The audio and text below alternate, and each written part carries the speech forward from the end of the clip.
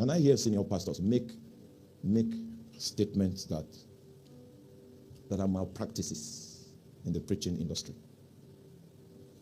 It's a malpractice for you to say that Jesus never visited any poor man. It's a malpractice. You have painted Jesus in a bad light. You don't know Jesus. It's a malpractice. It's a malpractice to say that a poor church is a weak church. Because if you don't understand the dynamics of territorial government. So we measure the worth of men by pound sterling. That is falling. We are like Laodicea.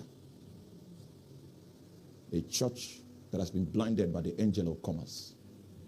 Be careful.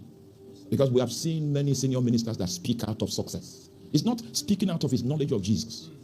He's driven in private jets for 20-something years. He has lost touch. So when he comes, he just begins to boast. So all through the preaching, you can't see Jesus. Just a boasting man that will die soon.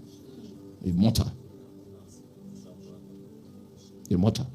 My earthly dad was a great man. He was an intellectual in his time. When we visited Georgia, I never knew I would set foot on Georgia. That was where he schooled.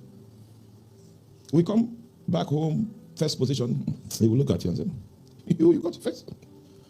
Because he believes our education was not thorough. His nickname was a great mind. I saw him die. And I can tell you that mortality is a curse. We build on foundations that cannot die. That was what made Abraham different. He found the foundations of God. And he cut covenant with God. So that his premise will not be mortality. But his premise will be as vast as eternity. So much so that even in paradise was nicknamed after Abraham. Was called Abraham's bosom. He earned the title, the friend of God, the father of faith, and the father of many nations. Christians, Muslims, Jews claim him to be their ancestor. It no longer matters how long he lived. Because life was added to his years, not years added to his life. You are looking for long life. In that your mundane pursuit of earthly things. And that's what the church is about today. We show people mundane things as the basis of evaluation, the basis of our scale of measurement is wrong. So the reason for our effort is not to make you a millionaire. But some of you will be millionaires.